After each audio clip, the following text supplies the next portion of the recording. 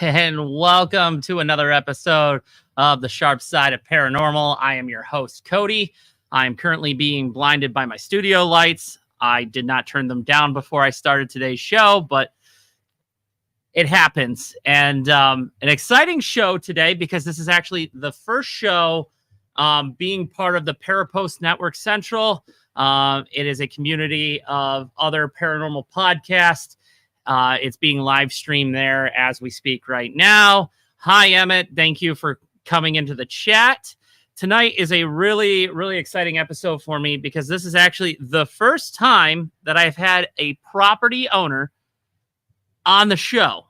Now, the lady tonight, Jill, reached out to me and said, hey, I would like to be on your show. I want to talk about my haunted location. And yeah, I'll let her explain everything, and we'll dive down deep into her location and what got her into the paranormal. And without further ado, I'm going to bring Jill on. Jill, hello. Hey, Cody. Thanks for having me on. Of course, I'm always excited to bring other people on from the paranormal community, especially those that own a haunted location. Yes. First time that I've actually had a owner of a haunted location on here. So what got you into the paranormal? Oh, I've always been kind of interested in the the strange and weird stuff, as a small kid.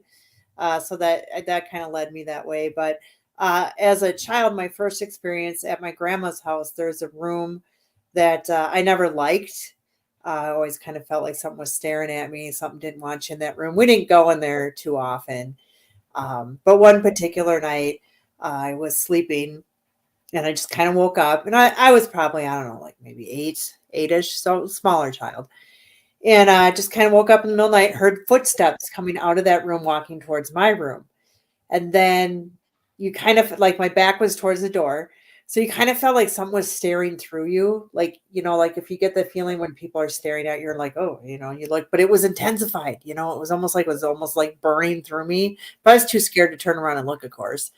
And then you just kind of heard this, and it turned around and it walked back into the other room. And I heard my parents snoring. And they weren't even in that room anyway, but I heard them snoring. So I knew they weren't up. And then I mentioned it to my grandma the next day. And she just kind of just nonchalantly like, oh my gosh, honey, that's just a ghost. He's not going to hurt you. And I was like, whoa, like if grandma's just like, whatever, We're just going to gloss over the fact that you just said that there's a ghost, just keep on. She's just like, whatever. And then, so then it just kind of fueled my fire, more like I wanted to know more about them, like everything, so I just kind of read books, watched documentaries, that type of thing. And then with the advent of the TV shows with the ghost hunters coming out, I was like, oh my gosh, this is a thing. Like you can really do this. This is really cool. So it was about 2010, I think is when I started to do investigating with one of the guys at my work because he was into it. We got talking one day, and so we kind of formed a group, St. Croix Paranormal, at that time. And then we added a few members after that. And then we just kind of started out doing local homes and businesses and such. And then we started to, as I call, going around to the pay-to-play places, which is where I got the idea of getting my own location. So tell us about your location, the Boyd House. Yeah, we actually have two locations, but my first one in 2018 is the Boyd House. I was just kind of looking for, something haunted, but, you can't, nobody advertises, like, hey, my house is haunted, you want to buy it?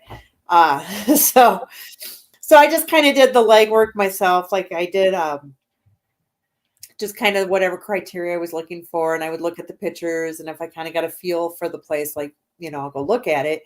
And we looked at other places, got a few things, but nothing that really struck me. But when I came across the Boyd House, I was like, oh my gosh, this is the house. Like, I just kind of knew like this was the one. And so then we just kind of set it up with the realtor to come and take a look at it. And we started getting stuff right away. So.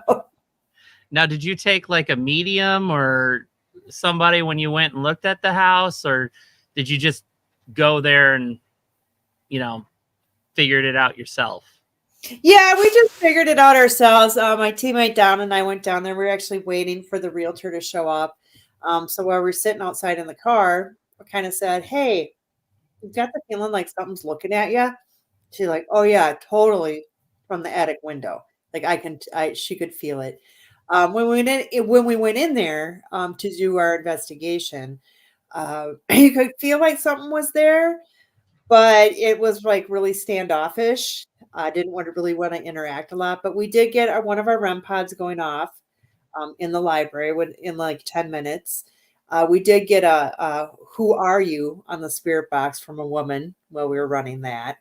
A couple other things, and so I was kind of I kind of felt like it was the right thing to do. So I reached out to a local medium that I know, that I really trust. And she's like, "Oh my gosh, there's like six spirits there." She just told me all this stuff that came true as I bought the house and started to get to know the spirits and things. So yeah, I just kind of took a leap of faith and went in and purchased it. And it's just been crazy. So many things have happened to myself, friends, teams, other teams that have come in to investigate. So yeah, it's been crazy. Now, where is this located? This is in Southwest Minnesota. So we are about 145 miles southwest of the Twin Cities. Okay. So have you had any like famous paranormal investigators go there yet, or? Um, Not anybody that, like, if you were thinking like national TV or anything like that. Just a lot of different paranormal teams and really well respected paranormal teams. We've also had, many of the teams come back 2, 3, 4, 5 times, just because they enjoy the house so much and always, get a lot of good activity. Our house itself is not known for anything bad or malevolent. So all of our spirits tend to be really friendly. So it's kind of a good, nice, safe location for you to go and have a good time. Well, that's good because I have an 8-year-old son, Emmett, and he likes to go paranormal investigating. But the problem is finding locations, one, that allow minors, and two, that are not dark locations, and it's very hard to do. Yeah, we've actually had a few children in there. And that is just, they reached out, they asked me, they said, can my son or my daughter? And I'm like, well, if it's their parents, I'm not going to say no. They're there to supervise. We don't have anything. They know the risks they're going to take them. And I'm kind of hoping, that, with a child, because they tend to be more sensitive, that they would get some more activity. Now, I can't say that has happened. Like I didn't hear like them say anything different, from that. Well, then I guess I don't know if my son's still watching because he likes to watch my show. But Emmett, we found you another location you can go investigate. We'll go to Minnesota. There you go. Yeah, we'd love to have you guys out. So I always try to get my daughter to bring my grandkids, but she won't because she says she's paranoid they're going to get possessed. But I'm like, nobody's ever got possessed at my house. So she's like, well, it would happen to me. So it's like, if I got possessed, it'd probably help my personality. That's the one benefit to it. Yeah. And now you said you have another location. Yeah, so crazy enough, it's not hard enough to have another one. So, it does keep a lot of my time, but I kind of always wanted to have, after the Boyd house, we bought that in 2018. I've been always kind of wanting like try my hand at a little bit bigger location. So eventually September actually of 2023. So we haven't had it that long. A little bit farther away in Illinois, not my choice, but it kind of fell into my lap. So we ended up getting a Masonic lodge that was built in 1861. Now, where at in Illinois? That's in Keysburg, Illinois. So we're southwest Illinois. So southwest Illinois is where it's at? Yeah. Yes. How far away from St. Louis would that be? About 3.5 hours, actually. Oh, perfect. Because first off, St. Louis is like a 5-hour trip. So is it north or south of St. Louis? Oh, now you're really, really good. I think it would be north, but don't quote me on that. And the only reason I know it's St. Louis is because I just looked that up not too long ago, looking for conventions, and I wanted to see how far the You drive said was. Keysburg. Keysburg, yes. Let's take a look at this. Keysburg, Illinois. Where would that be in relation to me? Because I live in Indiana. So okay, sure. Google Maps is taking forever. There we go. Oh, look at there's a paddle boat. Oh, that's interesting. Yeah, okay. We're right on the river. We're only about 3 blocks from the Mississippi River. All right, let's figure this out. Fort Wayne, Indiana to there. We're looking. Oh, it's only a 6-hour drive from me. That's not bad. No, that's about what it takes me to get there. So, yeah. Well, you say Illinois, like in my chats down here, you can see Brandy and Leah.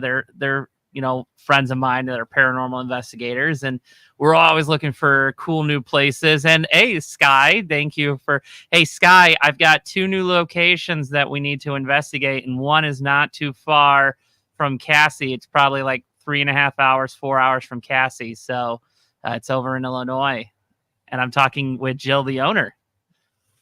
So why a Masonic Lodge? Well, I just really like the look of the building. So that's even better that it had that little bit of history with the Masonic Lodge, because I'm learning a lot about the Masons. I really didn't know much about them, but they had some very interesting rituals, hidden secrets, all kinds of crazy stuff. So I'm just touching the tip of the iceberg on their culture. So learning a lot about that. So yeah, it's got the history of that. Now my deed, it's interesting. So the building was built in 1861, and it was the 3rd building built in that town.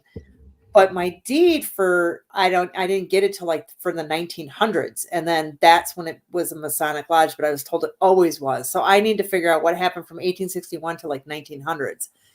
Somebody reached out and said that they thought it used to be a hotel at one time. So I do need to do a little bit more research. Like I said, I just got it.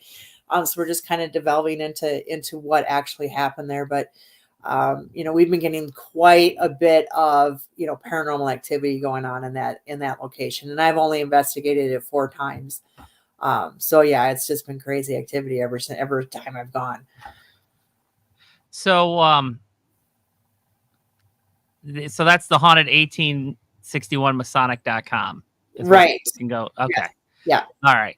Well, there you go, Sky. So if you see on the scrolling, her 2 locations, her websites are right there. You can go, and we'll make a road trip, because yes, we're always looking for fun new places. We actually have a friend named Teresa who actually bought a Masonic temple in Huntington, Indiana, and she actually turned it into her house. It's this huge, huge building, and yeah, they live there, and it's haunted. Yeah, I did see that. It's on my bucket list of places to go. So, especially since now that I own one, I would love to visit another lodge, would be super cool. So it is on my bucket list of places to go. Unfortunately, our team right now, there's a lot of stuff going on. Alex just had twin babies. So he's really busy with that. Teresa's getting ready to graduate from school, and Donna's starting school. So yeah, there's just a lot of stuff going on, but we do have one trip planned this year so far, and that we might throw in one more, but hopefully next year, the following year in 2025, we can get back on track of getting to more places. Are any of your trips going to be in Indiana?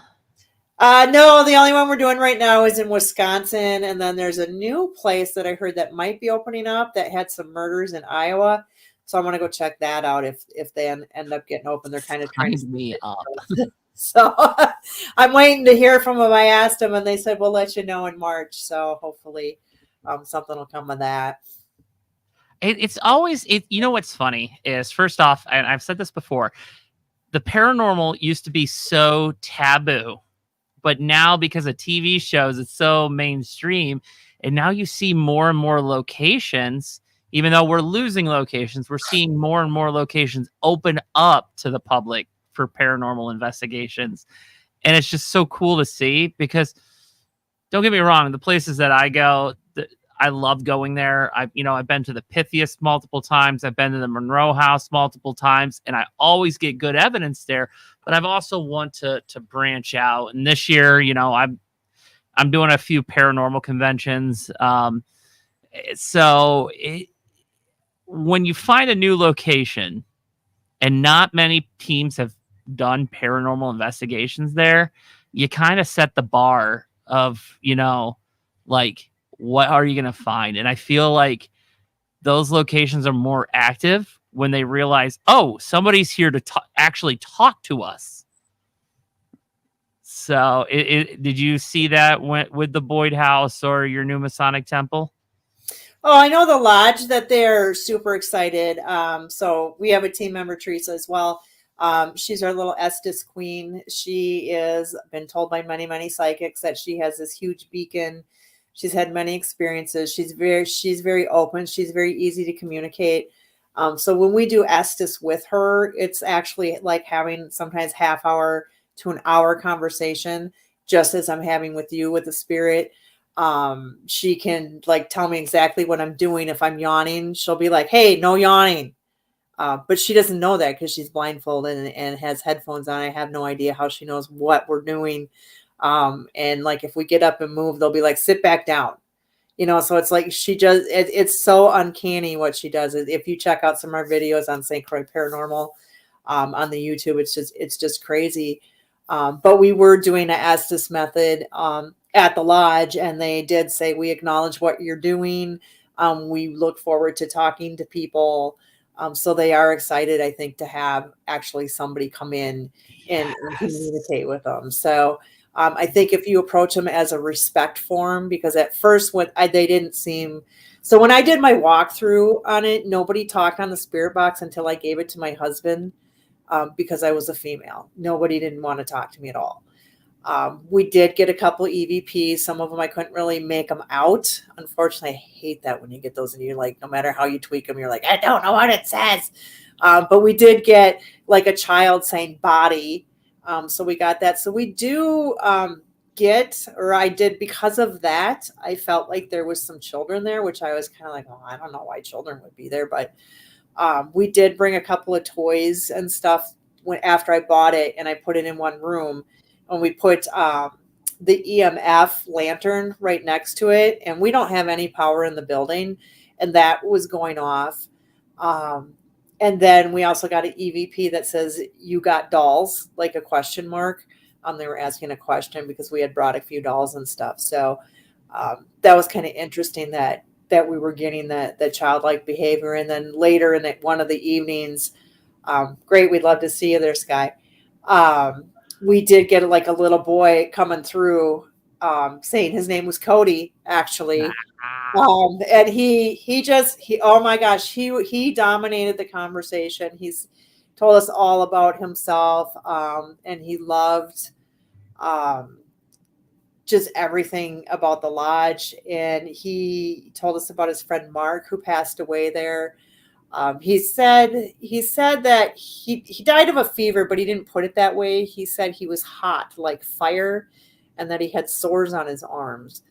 So we're kind of wondering if at some point maybe the lodge had maybe housed a bunch of children possibly during a pandemic to help take care of all of them. And maybe they have passed away. I haven't found any history on that. But because he was there, he said his friend was there, and then Cody's mother actually came through and actually asked if it was okay that he wasn't basically being annoying. And we were like, oh, no, he's great. But she said there's lots of children here.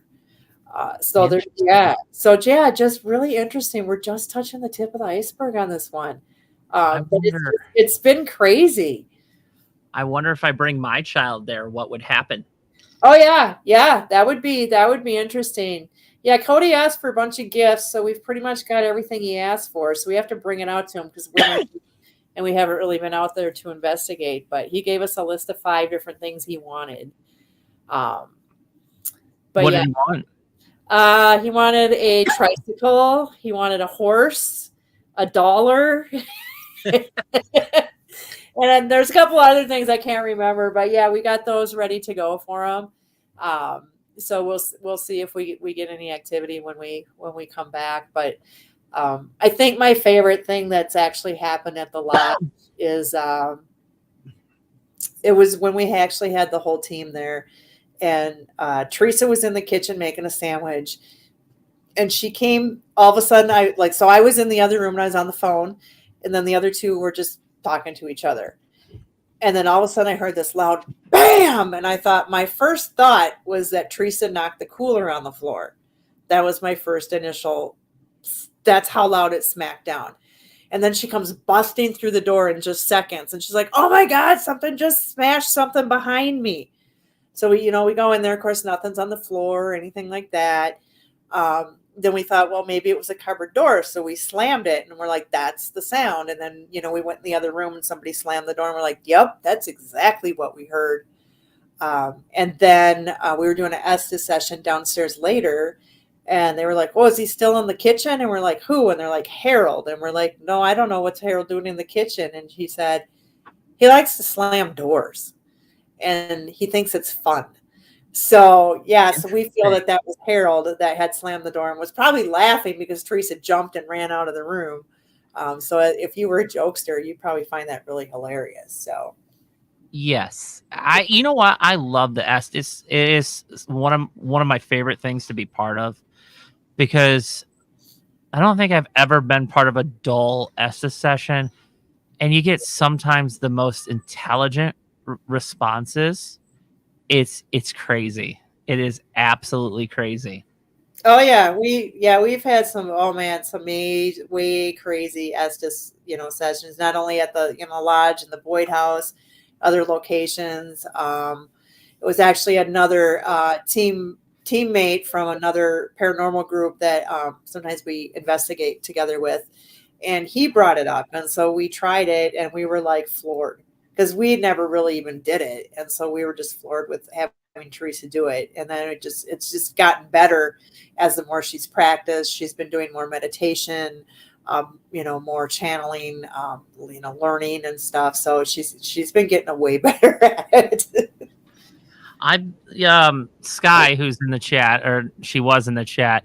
I've done a bunch of Estes sessions with her, and the last one we did, we were at the Monroe House in Hartford City, Indiana, and she all of a sudden during the Estes session said, oh my gosh, my back is burning. And she had this huge scratch on her back. Wow.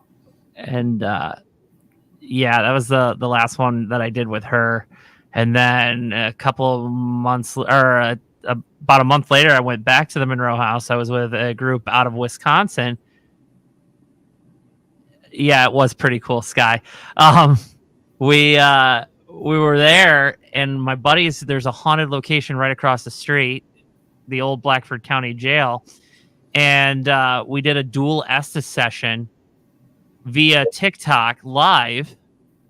I was asking the questions. We had somebody over there under and someone at the Monroe House under, and we were getting intelligent responses from both people, both sides that were connected to both the buildings, and it proved a theory that I had that the buildings are connected. So very cool. Yeah, we've been to both of those locations. I had a lot of fun at both of those too. So, well, I am actually Sky is coming with me. Well, Brandy's coming with me, and Leah's actually coming with me later this year. I'm going back. They're just so and as a property owner, it's always nice when you go to a location and the owners treat you well, because there's a lot of locations that the owners it's like they don't care, and then you got other owners that are fantastic. So yeah, we kind of, when we go around, because we'd have been to so many places, we used to think, if we had our own place, what would we want? What kind of things would we like to offer? So for us, one of the big major things is time. So for both the Boyd House and the Lodge, we let you come in at 3 p.m. and you don't have to leave till noon the next day. So we kind of allow people to do that, because you get in and you get to set up your gear, then you can have dinner, then you can investigate half the night, then you can sleep a little while. before you go. And then if you want, you can get up, investigate a little bit more as you're, before you take everything down and rush out. So we allow people to do that.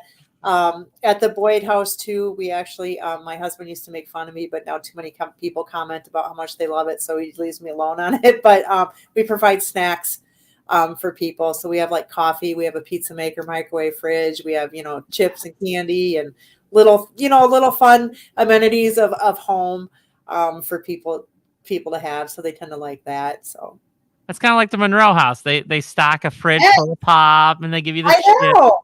And I told my husband that. He goes, well, do you go back to those? I was like, oh, not always, but you always remember they had snacks, and you always talk good about it. I've been back. Sky's like, I'm in love already. But I go back to the Monroe House and I talk about the Monroe House because, Eddie and Pam are just they're just so awesome. And they're great people. And it's $175 a night. You can't beat that. No, we used to be, Boyd was that when we first started, but then, taxes and utilities and everything that gone up and everything. So Boyd is $225 a night, and then the lodge is $350 a night. Sold. Sky, we're going. Sometime this year, we're going. It's happening. It's totally happening because you can't beat that. Yeah, I try to keep it, realistic for people, because I know I'm a working person. This is not my, mainstream anything. Pretty much 90% of the money that we get from either location goes back into that building. So like the Boyd House, when we got it, we had to put a new roof on it. There were some major repairs to be done. There's still major repairs to be done. And obviously the lodge, we just got that now, and it needs a new roof. It needs all new windows. Right now, we don't have power, electric. We don't have running water. We're offering a porta potty right now. But these things over time, for me, I feel like for amenities, that's going to come second with the lodge, because I want to preserve the building. I want to get it back to the way it was. So we have to get these major projects done before we can offer some of the funner amenities. So we're just going to be a work in progress right now. No, I get it. I totally get it. And, I don't know how much you pay attention to my Facebook. I just recently started making paranormal equipment. Yes, I did see you guys had a bunch of cool stuff on there. Thank you. But like all the money I make for it just goes right back into the business. Like and here's the thing. First off, I'm not making a ton of money. I'm really not, because my prices are really cheap. But it's good quality. I hand make everything. I design everything, but everything goes right back into the business just so I can make more products and offer more solutions to people. But I get what you're saying, you want to preserve the building, but there is something that's very important to me as far as locations go, and that's Wi-Fi. Because I like to live stream at locations. That's the one thing about the Monroe House that kind of frustrates me at times, is because I love live streaming in the crawl space, but sometimes my cell phone signal is hit and miss. But obviously priorities, like if the roof is going to cave in at a location, fix the roof before getting a Wi-Fi signal out. Right. Yeah. And again, like we say, things down the road, because Boyd has Wi-Fi now. We didn't at first, but we do now. And I love watching what other people get. And especially when they book it and they tell me the group name, I'll write it down. And so when I know they're there that night, I might hop on their Facebook page and see if they're doing any live feeds or anything. Or I'll watch for any videos that they put out, because it's fun. I just love doing that. Now at the lodge, it's in a town. It's a smaller town, but I think the signal's pretty good. I haven't tried any live streaming, but we have. I've been able to get on the internet, been able to make phone calls. So we're right next door to a bar. You can't hop on their Wi-Fi because we have a brick building. I tried, but I think the signal's okay where people probably will be able to do some live streaming. We will have to see that because Sky says that's true. Every live stream I do is always at a location that is the middle of nowhere or just no Wi-Fi. So we went to the Indiana State Sanatorium. Oh, I love that place. Great place. There's just no cell phone service there. It's just right. I know. But the last time we went there, I actually live streamed the whole night. Oh wow! 4 security cameras. It took Sky. Oh, absolutely dead in that area. Literally, lots of dead people. Anyway, so I set up. It took 2 hours. We got there. We had the building for like 5 p.m. to like 10 a.m. the next day. I get there at 5 p.m. I literally took 2.5, maybe 3 hours setting up these security cameras. I had one on the 5th floor of the residential building, one on the 3rd floor of the residential building, and 2 in the nursing home section. And I'm like, got it set up. Now they have put Wi-Fi out there, but it doesn't reach the buildings. So what I did was I parked my Jeep in the middle of the yard, right where I got their Wi-Fi signal. And I just ran everything. Like my Jeep the whole night was running because it has a power inverter. Yeah. And I decided to scare her because I could see her on the cam, and I screamed out into the window. But yeah, I live streamed for 10 hours these security cameras, which was cool. I'm gonna do this. So, but my Jeep just ran the whole night. I had the hatch up or open, and I had my camera set up right there, and the cables were running across the yard. It was funny. Wow. Yeah, we tried a couple live streams, and it would go for a minute or two, and then it'd be like, and gone. Yeah, well, I bought this really fancy streamer, and I just found out I can do it a lot better. Brandon was watching it, and he also called me. He's another paranormal investigator. I bought the streamer, and I was like, let's do it. And then I realized that I can do it with my laptop for cheaper, and it doesn't. So I have the streamer now that I don't ever use because I just use my laptop to live stream everything because I can hook my 4K camera right into that. Cool. But no, are you going to get a third location? I would love to. I don't think my husband wants me to. I don't know if they sold it, but the Davies house over in Kokomo, Indiana was up for sale. Oh, really? I didn't know that. We were just there, I think, 2 years ago. So they're getting rid of that one already, huh? They're going through a divorce, unfortunately. Oh, that's too bad. Okay, yeah. We had fun at that place. That was a good location. I never got to go, unfortunately. Yeah, we had a quiet night. I know when we were doing the walkthrough, though, Teresa was standing there in one of the rooms while they were talking and giving us a tour, and somebody pulled on her purse really hard. And then I think we just got a couple little things. It wasn't like a super great night, but it was fun. But I never, when I go to locations, I always have to remind me, sometimes you get activity, sometimes you don't get activity. Because we've been in places where it's like been super evil, and we were like, nobody leaves each other's sides, and it's like nothing happens all night. So it just kind of depends on what, and I've been to Boyd House when it's quiet. Sometimes I've been to Lodge once. It was pretty quiet, but for the most part, we always get something. And that's the thing. And I used to be a tour guide.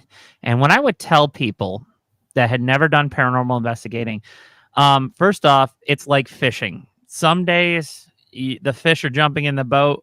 Other days you're stopping at the grocery store to buy a fish so you could tell your wife that you caught something. So yeah, we've had that too. Like sometimes at Boyd House is super quiet.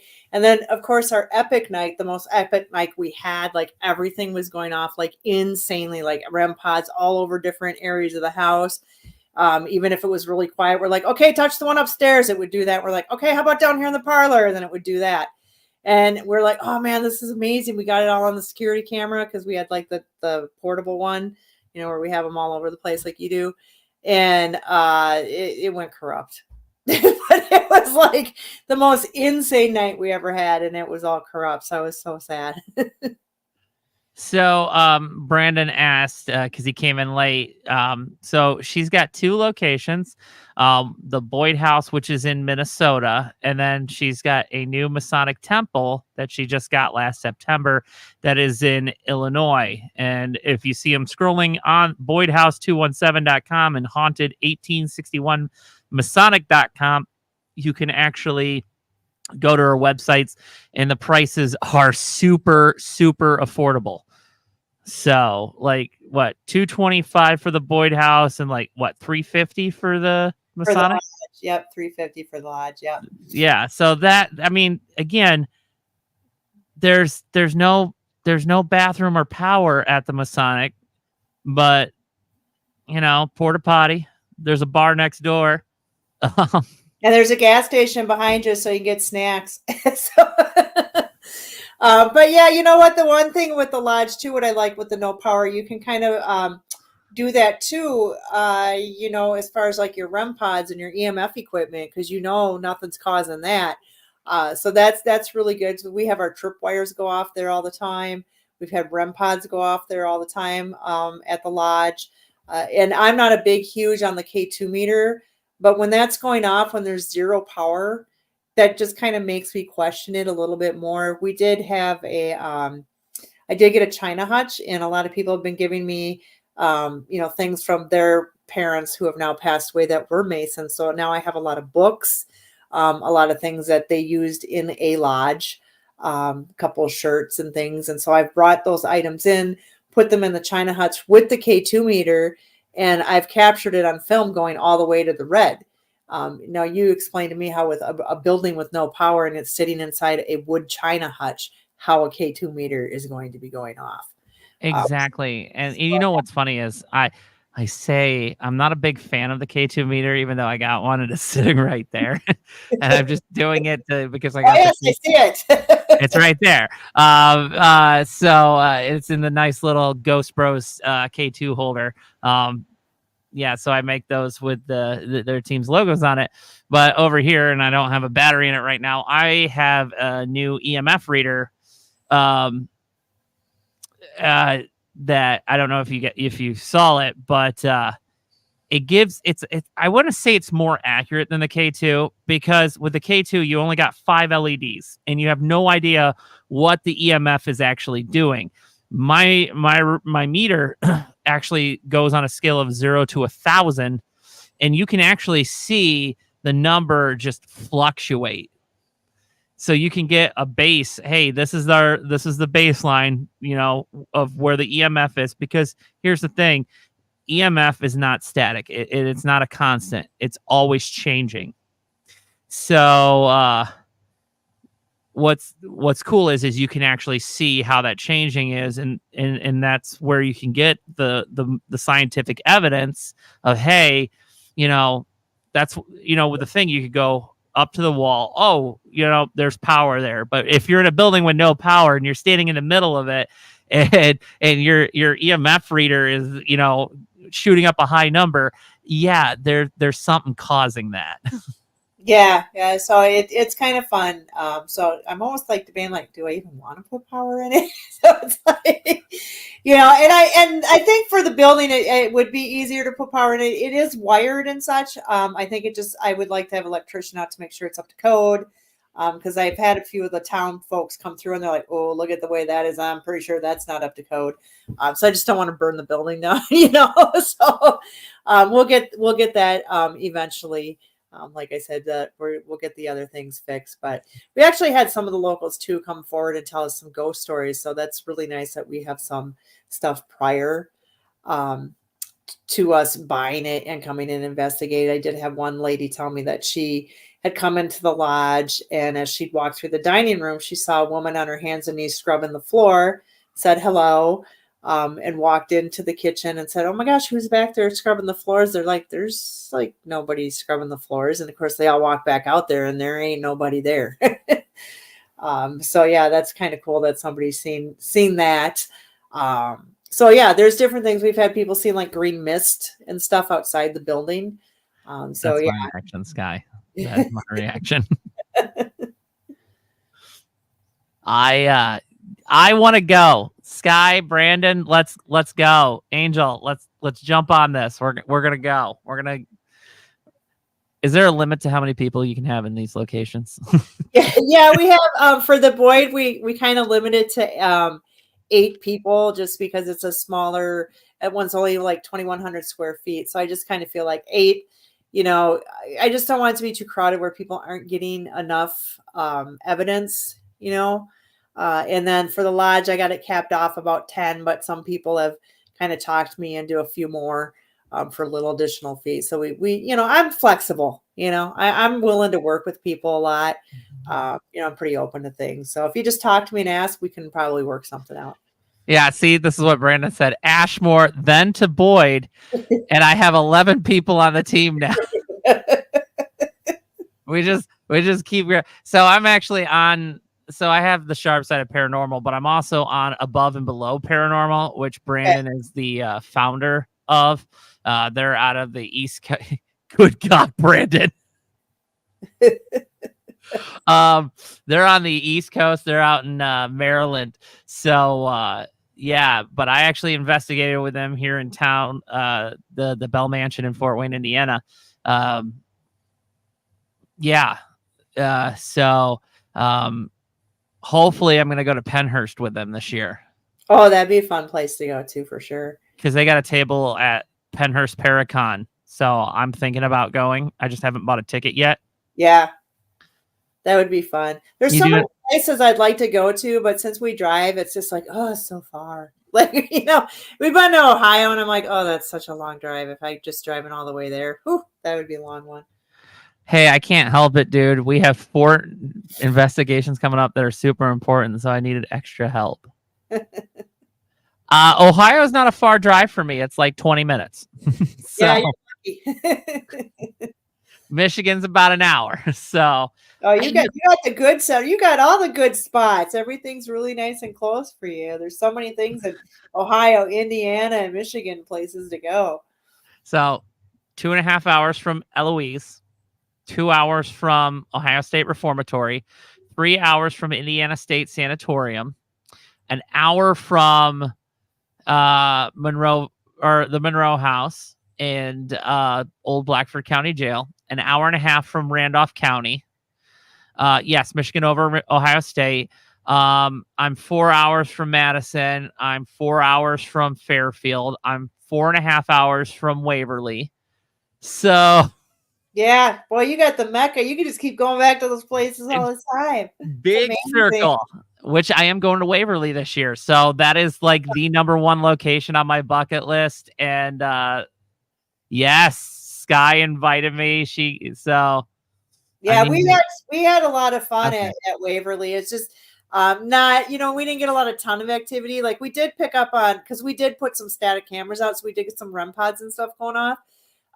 So it was mostly just personal experiences, but just to be in that amazing building, it was so cool. So it was definitely cool. The body shoot freaked me out completely. Hey, Sky, you're not going to make me do a solo on the body shoot, are you? I just said that, and now I'm going to have to. Probably. She's going to say yes. But, yeah, and you know what's great about me making equipment is when I go on to these investigations, I get to test out my new equipment. Yeah, that's awesome. I did before. You'll be okay. Sky can make Cody do it. There we go. See, this is the kind of stuff that I put. So, I'm ghost bait. I'm typically used as ghost bait. Do you have that type of person on your team, Jill? Teresa, we call her the paranormal punching bag because she's the one who always gets scratched, pushed. Usually the things they're going to happen to Teresa. And then, Donna, she's brave. If I'm like, hey, go do this, she's like, okay. So she, because I'm like, I'm going to go off by myself, and I go like a little ways, and then I'm like, no. And so I go back to her, I feel better if I have a buddy with me. Yes.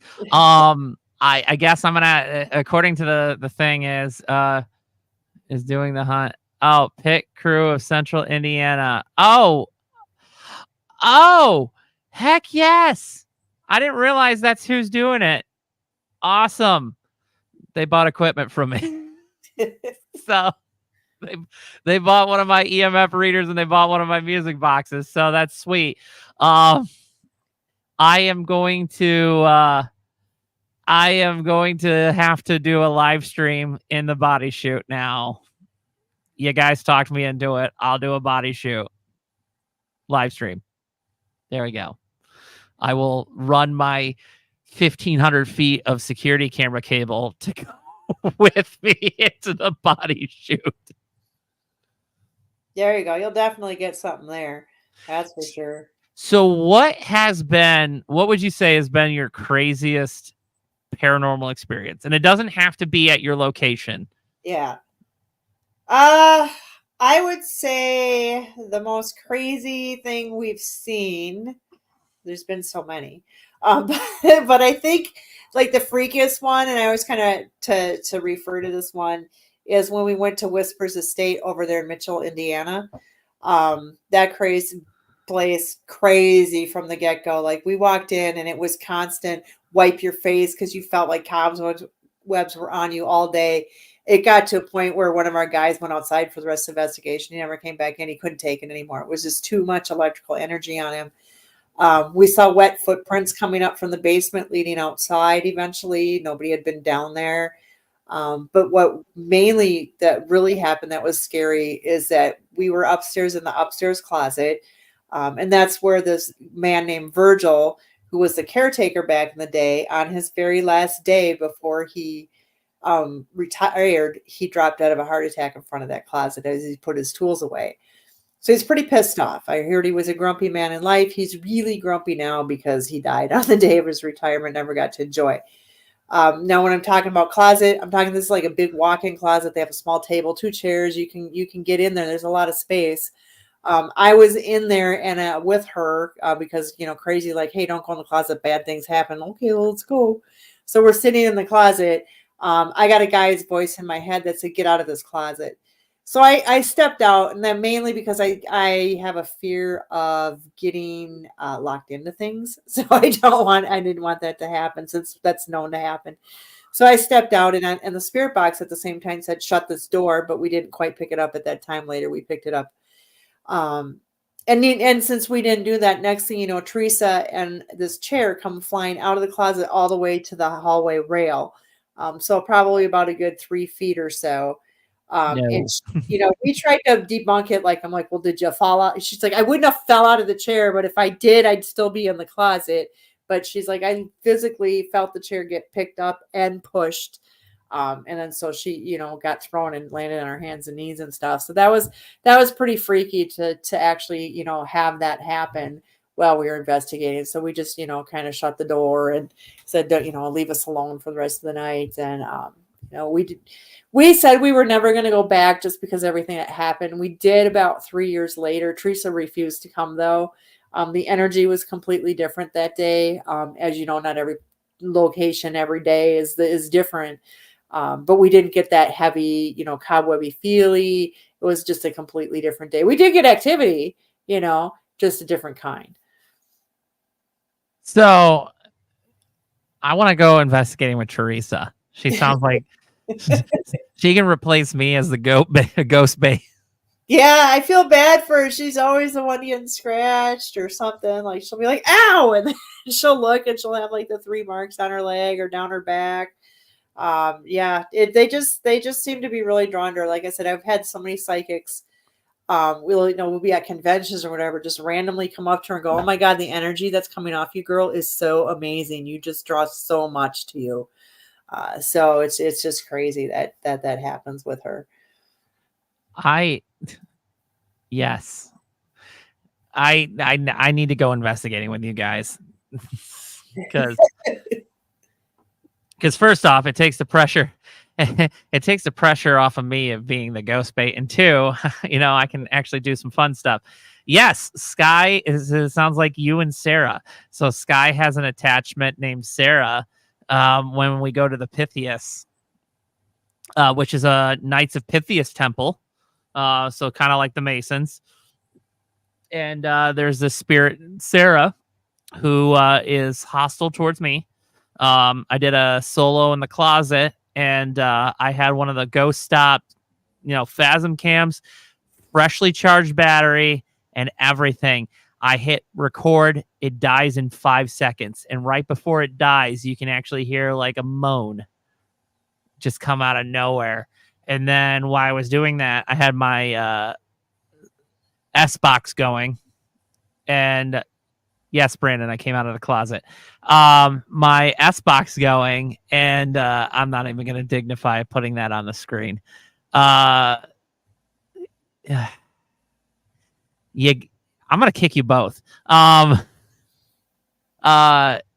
there were a couple of times during that hour solo, you could hear my name be said over the spirit box.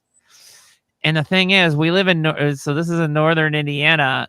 You don't really hear Cody on the radio that often. So, yes. Thank you, Brandon. Thank you. So, yeah, so there's a female spirit that's kind of like that.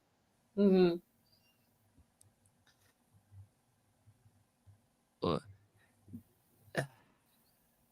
I'm kicking you both out of the chat. That you guys are terrible. Jill, where can I know I've said the website, but where can they find you? You can look us up both on Facebook. So we have our pages there. Otherwise, our website, like you said, is theboydhouse217.com, or the lodge. You can find us at the haunted 1861masonic.com. And that'll get you in all the information that you need. It's got a little bit of history, the hours, locations, the pricing, different amenities and that such. So that's got everything you need there. Fantastic. Are any plans in the future of hosting like a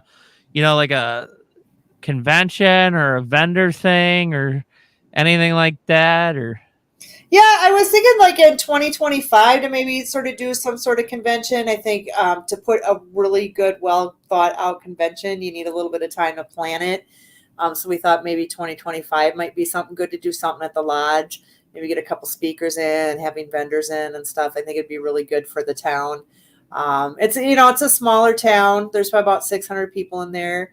They don't have a whole lot to offer right now. But I think, if more people kind of came to town, they would. I know the mayor's trying to get more tourists to come. So I've actually met with her, and she's a wonderful lady. She's really excited to have us in and getting more people and making more awareness to the town of Keseberg. So, and all the people I've met there have been fantastic, very welcoming. It's a wonderful town. You know what? I'm excited. We're going, Sky. Let's go. We'll go to Keseberg. We'll bring Cassie because she lives about an hour outside of St. Louis, so it's really not that far for her to go, and we'll have some fun. We'll do a live show from the temple. That would be sweet. Yeah, that'd be fun. I'd tune in for that for sure. Next week, I'm actually not. I don't have a show. Can we do fall? Yes, we can do fall. I'm actually. I don't have a show next week, but I'm on vacation. But I'm going down to Tennessee and to the Smoky Mountains because my parents live down there. And there is a ghost town just south of Gatlinburg, and we're going to explore it. So I'm going to go with my camera, and I'm going to do a live exploring of this ghost town. That's very cool. Very cool. Yeah, we've been in the smoke. I got married up in the Smoky Mountains on horseback. But yeah, we didn't do any ghost tours. I was like, how far is Old South Pittsburgh from where we are? And it was too far. I was like, dang it, I just wanted to go. Yeah, Sky's been to this ghost town. It's a former resort town. It's just southwest of Gatlinburg. Okay. And there you park in a parking lot, and then you take it like a hiking trail for like a quarter of a mile, and you go right into this. It's still got houses and buildings and stuff. It's pretty cool. So Yeah, I really am looking forward to it. That sounds very cool. Very cool. I definitely need a vacation because it's been a while.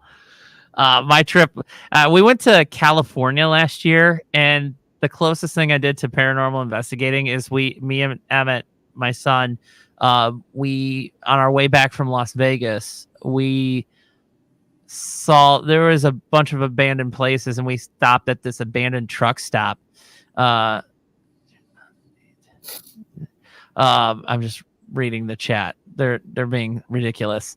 There was this abandoned truck stop, and we toured that, which was fun. And then there was a abandoned water park, but I missed the exit. So the next time I'm back out in California, I hope it's still there. But there's this like abandoned water park in the middle of the desert that I want to investigate or just at least walk through. Yeah. Because there was a lot of people. I don't know. So yeah, that's what I'm going to do next week. So, but I definitely want to have you on again. Oh yeah, I'd love to. Later this summer, I'm thinking July or August, where I'm going to have a paranormal roundtable. So I'm going to get like 10 people, 10 groups together, and we're just going to have a paranormal roundtable where I ask people questions, and yes, there's a lot of brotherly love in the chat.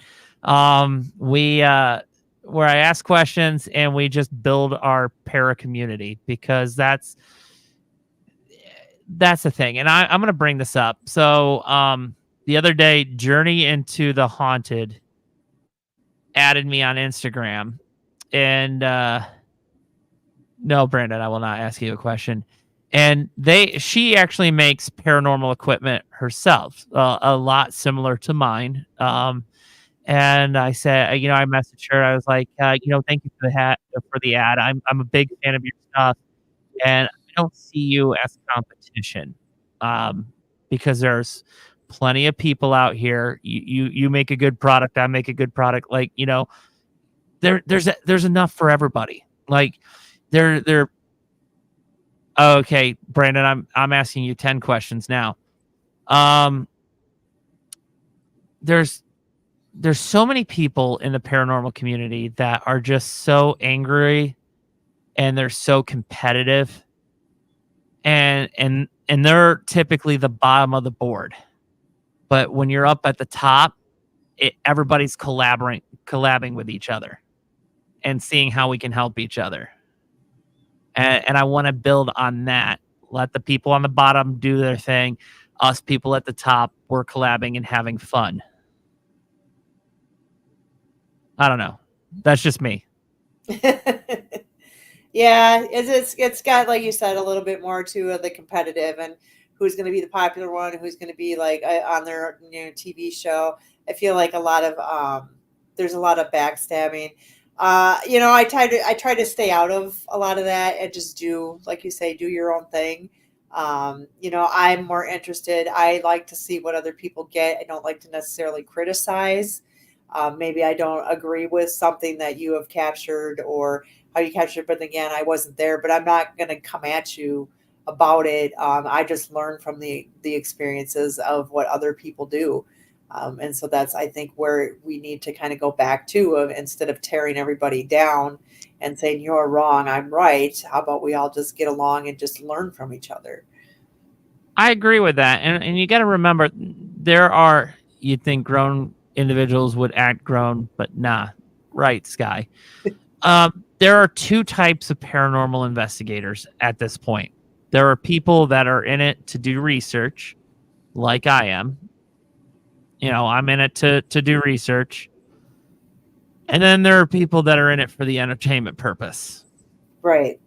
Now, do they have their place in the paranormal community? Yes. I had the privilege of interviewing Kalani, who, very nice guy. He does things differently, to each their own. And he said, because I asked him about people that fake evidence, or, kind of like Zach Bagans. And he said, I welcome that stuff because it gets people to watch the paranormal, gets them to watch, and then they're curious, and then they start actually, being part of the paranormal. Um, and then they learn how to do it the right way. So it's all about bringing people into the community. So yeah, I hate people that fake evidence and scream demon every 5 seconds, but to each their own, I guess. Yeah, well, it's Hollywood. They make stuff up just to get you to entertain. Any show you're like, and this is gonna happen, and commercial break. Because if they didn't do that, then you'd be like, oh, I don't want to watch this anymore. I'm gonna turn it off. So it's like you say, it's got to be all about the entertainment. So Hollywood's a lot different thing, but I think a lot of the investigators who just are kind of in it for the research and stuff, and like you say, watching other groups just to learn from and see what kind of evidence that they capture and maybe how they do things. Maybe just their methods are a really cool way to get a spirit to interact, because there's no right or wrong way to interact with a spirit. You just learn. Runners like, that works. That looks cool. Oh, I've never tried that. Let's try that. That's kind of where our team is at. Yes, it's all about learning what works for you and your team, and it's different for each team. But Jill, it has been an absolute pleasure having you tonight. I really appreciate you reaching out. You are like one of maybe 2 or 3 people that have actually reached out. Everybody else I've asked to be on the show, you reached out and said, "Hey, I want to be on your show." And I'm like, is this real? All right, let's do it. In the fact that you own 2 locations is just super awesome, because I've not had a location owner on yet. So thank you for being my first location owner. It's really nice. I lost the chat. Oh no. There it is. Jill, you are amazing. We will definitely see you this year. She's awesome. In charge. Sky's in charge. So Sky says it's going to happen. It's going to happen. Cool. We'd love to have you. All right, Jill, you have a good night. Thank you. Yeah, thank you, Cody. Thanks for having me. Bye-bye.